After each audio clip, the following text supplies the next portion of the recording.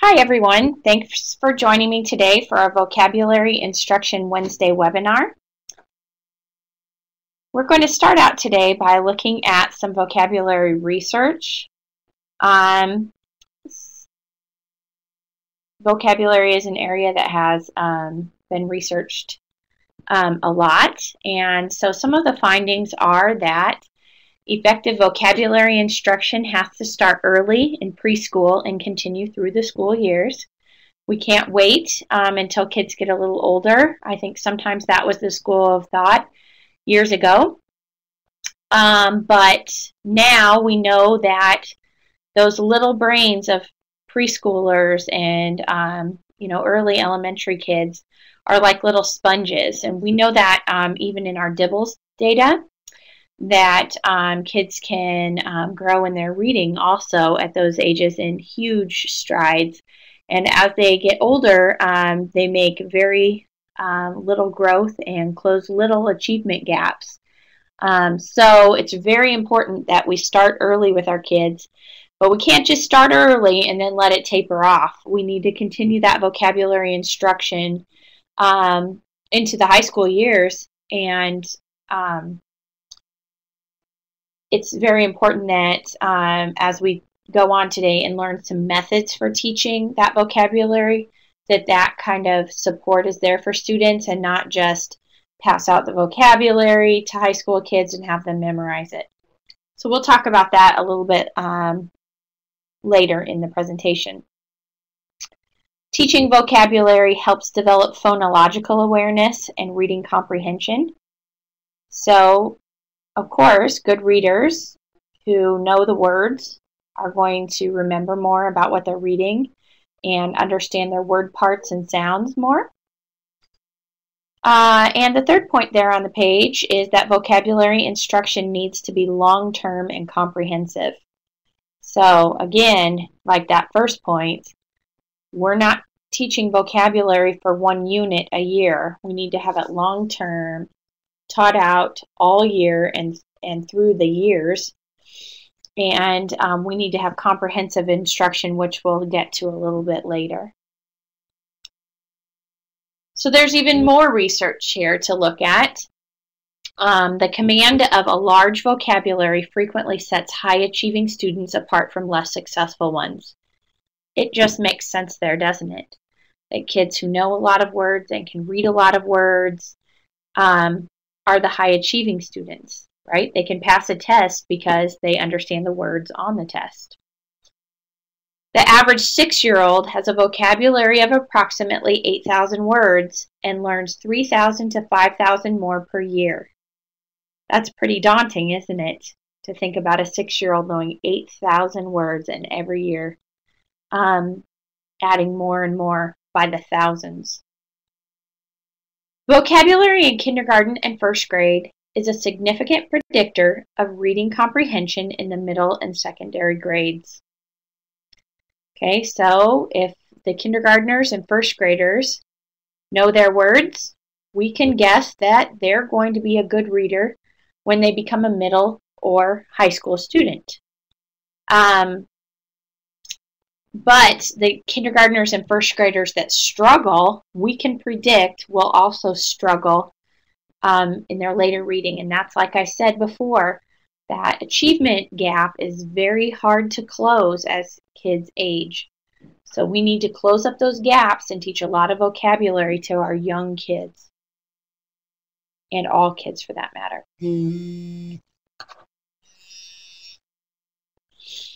Okay, so there's even more research for us to look at here. This information is daunting to me. I remember when Dr. Marzano was actually presenting this information, and it was an eye-opener for me. There is a 30 million word gap for us. Okay, the average child in a professional family experiences almost 45 million words by age 3. The average child in a working class family experiences 26 million words by age 3. And the average child in a welfare family experiences only 13 million words by age 3. So there is our 30 million word gap between our professional family children and our children from welfare families. And you think about age 3, that's when they're coming into preschool. We need to be teaching them, and we need to close that gap for those kids. So we need to be reading and speaking and to these children. And we have to somehow try to close that gap. But like I said, as they age, it's harder to close.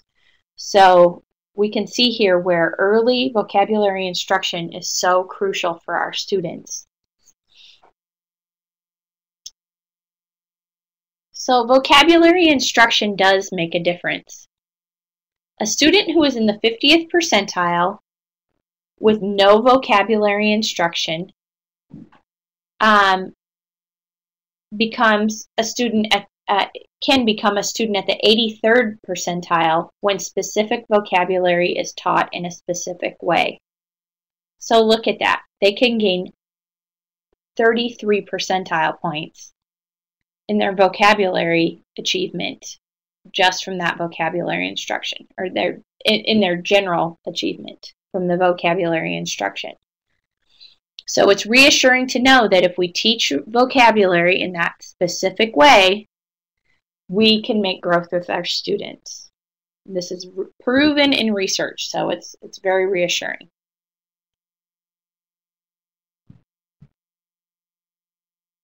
So we have some essential components to vocabulary instruction. Our instruction can be based on dictionary definitions. Now that doesn't mean that we're just going to look words up in the dictionary, because actually that's relatively frowned upon. But they need to be based on those dictionary definitions. It also involves linguistic and non-linguistic representations. Okay, it's important for kids to draw pictures that help remind them of what a word means. Also use other words that mean the same thing, synonyms and antonyms.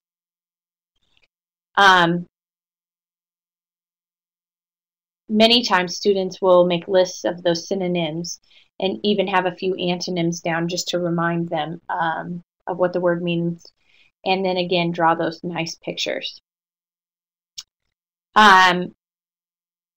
Another crucial component to vocabulary instruction is that it gives students multiple exposures to a term. Kids can't memorize a word on the first time that they're taught it. They have to use that term over and over again. And I think it's sometimes 10. They need 10 exposures to a word to make it part of their own vocabulary. Also, it examines word parts and semantic features of words. So we might chunk that word and look at prefixes and suffixes.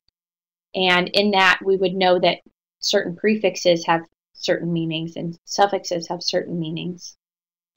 That's very important for the instruction. It helps them break it into parts that they already know. Good vocabulary instruction also involves discussion and wordplay. It's very important for them to use those words with the class, to discuss it, to try it out, and also to play games. Dr. Marzano has a whole book that I have available here at the ESU called Vocabulary Games for the Classroom. And so if you're interested in that or more information, be sure to let me know. It's amazing the kind of games that they can use and how much kids enjoy them, and that really solidifies some of the vocabulary instruction. And it also focuses on the most useful terms. Dr. Marzano actually has a list of his most useful terms that's available in Building Academic Vocabulary. That's one of his books, Building Academic Vocabulary. So if you are looking for some of the most high utility words for your students to be learning in vocabulary instruction, that would be a good resource for you to check into. You can also do things like analyze your textbooks and for non-negotiable words that students must learn by the end of a course. that's another good resource of things that your students need to learn. Also, NISA has certain words that students need to learn and be proficient in. And also, the MAP test offers a list of vocabulary as well. Now, as we look more at what words we should be teaching, there are 3 tiers of words. So tier 3 is highly specialized, subject-specific. There are low occurrences in texts, and it's lacking generalization. These are words like lava, aorta, legislature, circumference. A lot of these words are your vocabulary words in science, math, and social studies.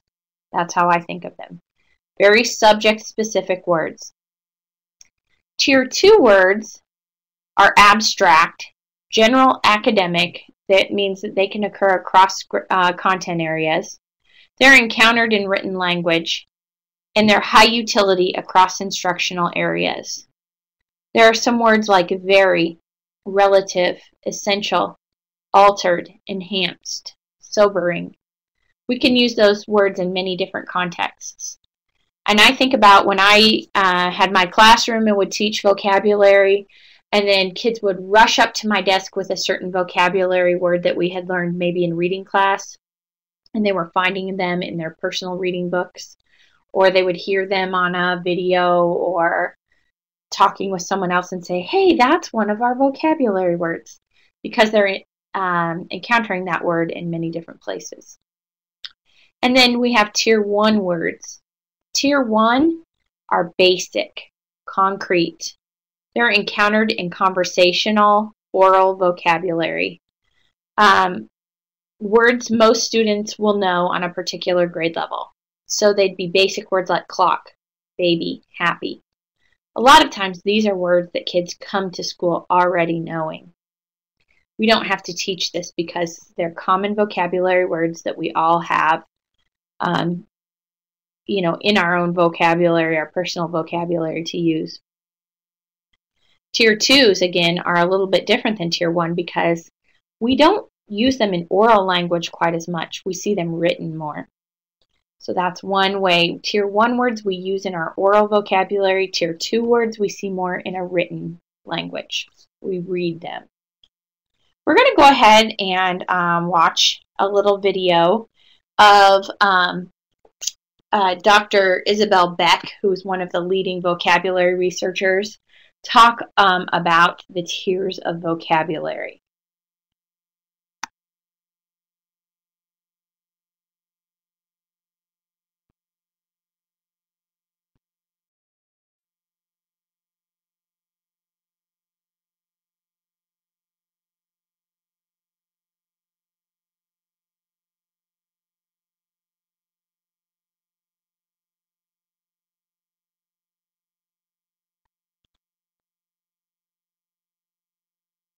Built a kind of framework of tiers as a way of getting a handle on what to, how to think about which words to teach kids.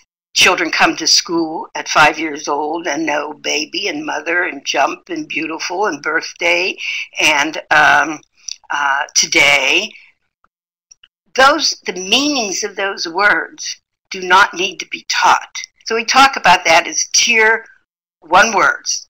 And since our concept is thinking about vocabulary in terms of adding new words to one's repertoire, those words don't have to be taught. And tier 2 are the words that are found in across domains, that are found in literature, in lots of written language. These are more formal words. They're words like adept, obstinate, conundrum, forlorn, remorse.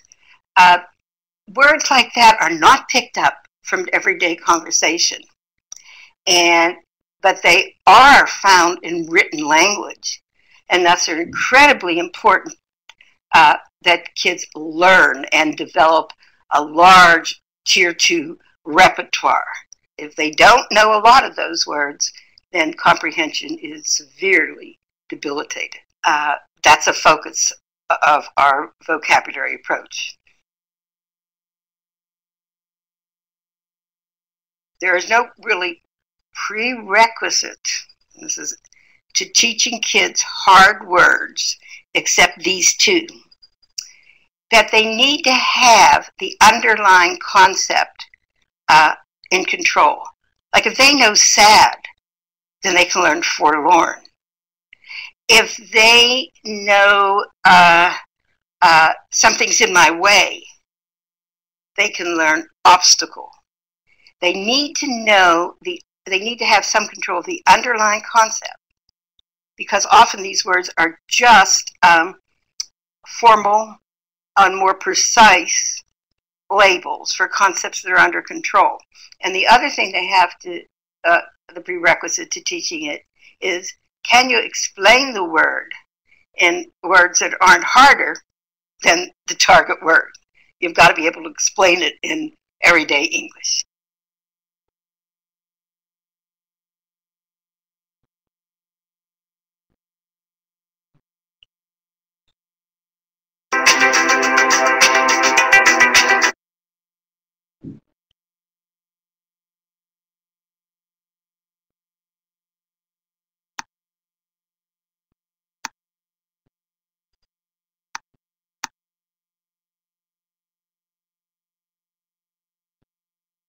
Okay, so Dr. Beck did a nice job explaining the tiers of the of Tier 1 and Tier 2.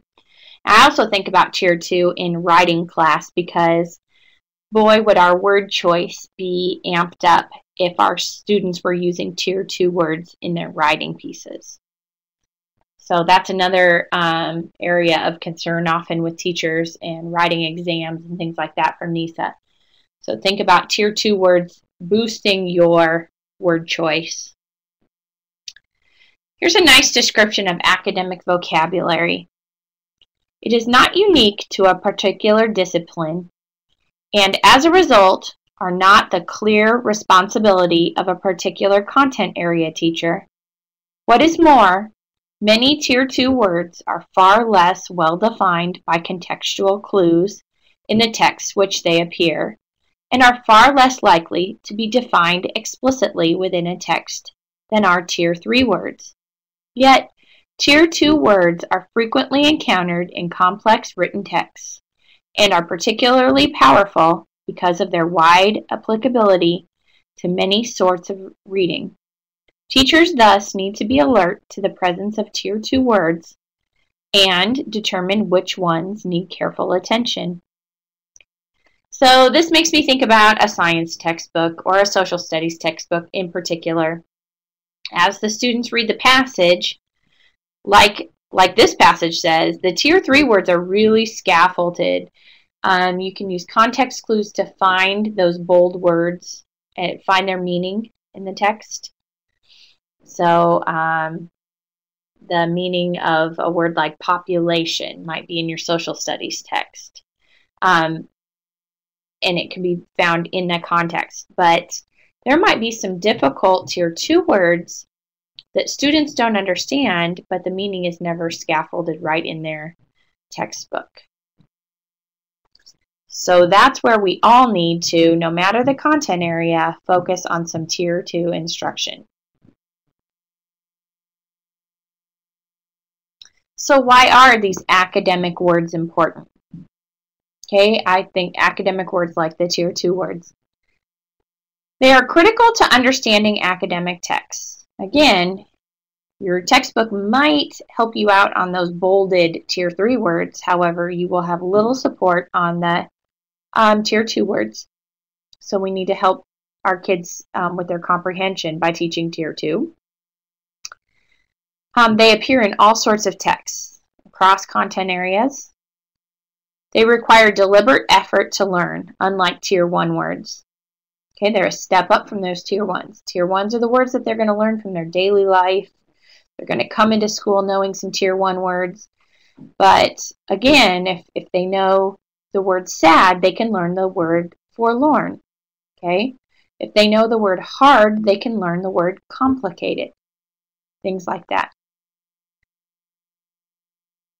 They are far more likely to appear in written text than in speech. Okay, so when we speak to one another, usually we use Tier 1 words. But if we expect our kids to have great comprehension, they need to know those Tier 2 words for those written texts. They often represent subtle or precise ways to say otherwise relatively simple things.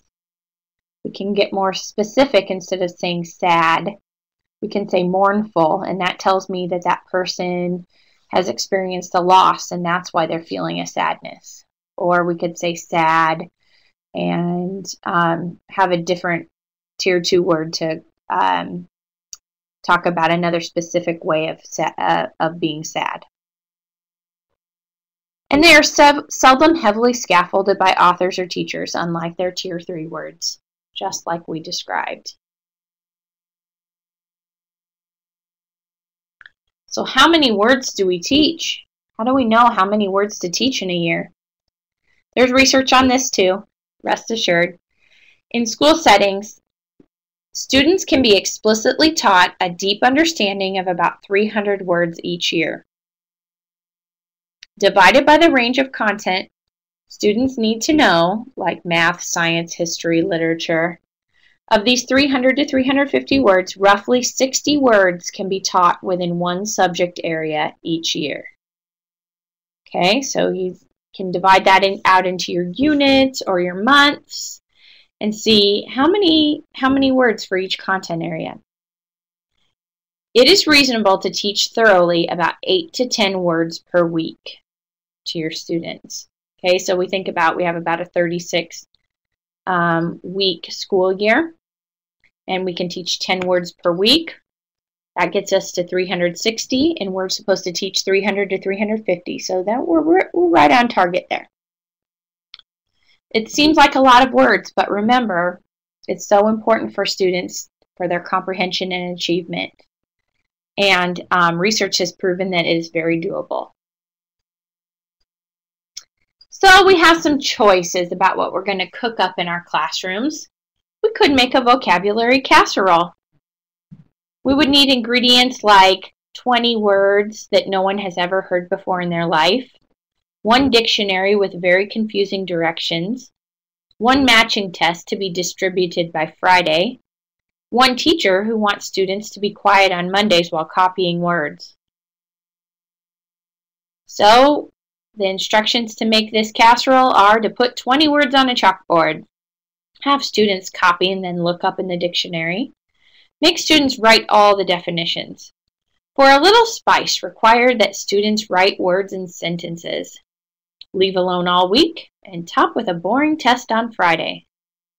This is perishable. The casserole will be forgotten by Saturday afternoon. It serves no one.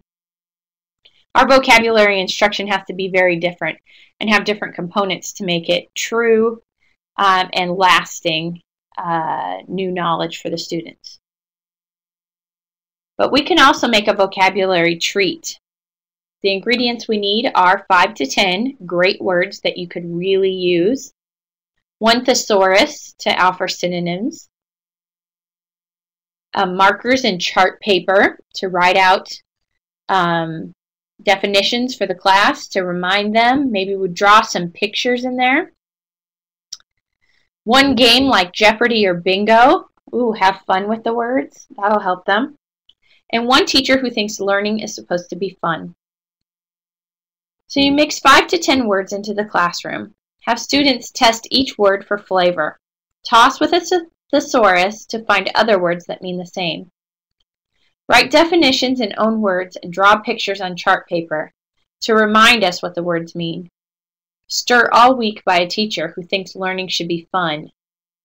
Top with a cool game on Friday to see who remembers the meanings. This serves many. We're going to go ahead and listen to Dr. Beck again talk a little bit about the components of some good vocabulary instruction. So I will move my screen over again.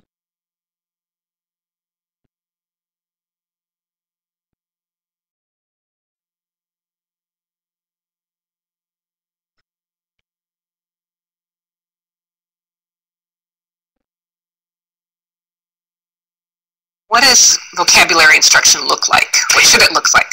Well, you would see little kids, or not so little kids, learning very interesting words, sophisticated words, what's called tier 2 words, what some of us will call hard words.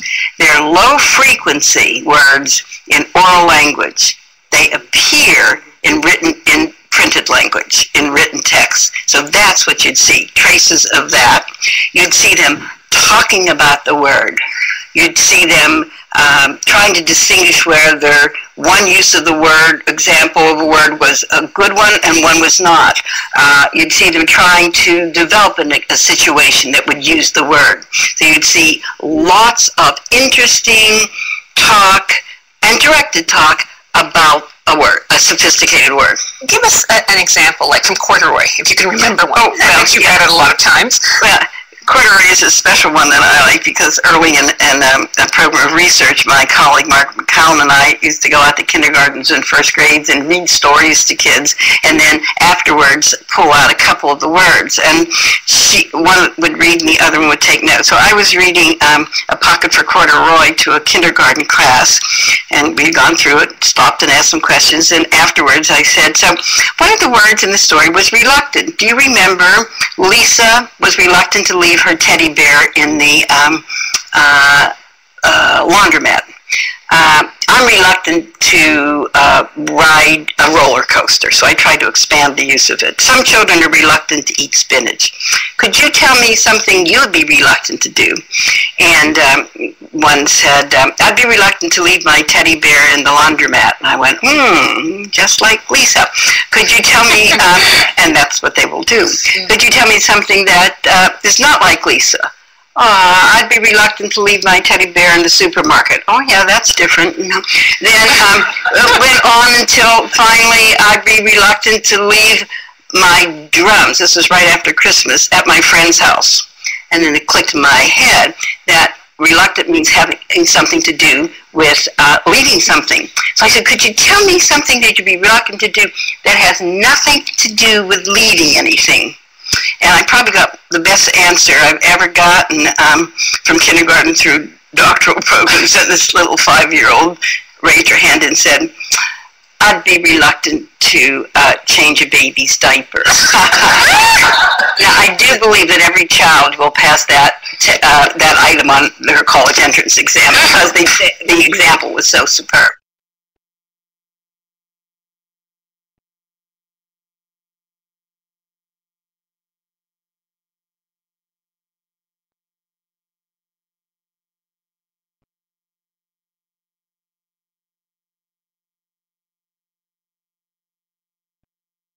We built a kind of framework of tiers as a way of getting a handle on what to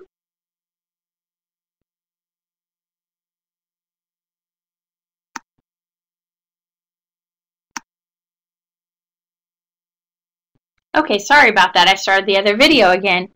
But Dr. Beck tries to explain in that video how that conversation and using the word can help students learn their vocabulary.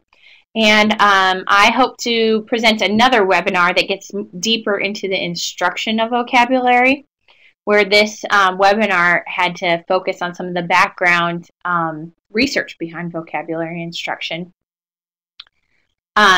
Unfortunately, when I brought my presentation over, my resources didn't appear on this page. So I will tell you about 2 books that were very helpful to me in learning vocabulary that I think would be good resources for you. And here's also a list of some different sources of research that was used and quoted in the presentation. But the first book that I used was Building Academic Vocabulary by Robert Marzano and Deborah Pickering. And then also Dr. Isabel Beck's Bringing Words to Life, a Robust Vocabulary Instruction. And where this webinar is listed, I will try to go ahead and make a resource page with those 2 books on them. Also, Marzano has a book called Vocabulary Games for the Classroom. It's written by Lindsay Carlton and Robert J. Marzano. So those would be great resources for you to look at if you are trying to increase your vocabulary instruction in your classroom. And again, please join me for my next installment on vocabulary instruction. Thanks so much for joining me today.